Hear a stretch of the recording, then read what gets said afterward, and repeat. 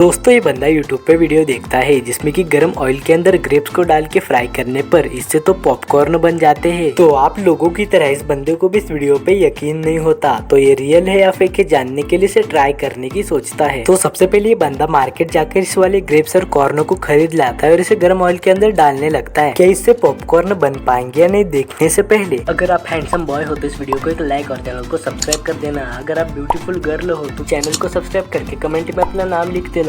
अगर आपने ऐसा नहीं किया तो मैं समझ जाऊंगा आप कुछ और ही हो। आगे देखने पर इससे तो पॉपकॉर्न बन जाते हैं, मतलब गजब ही।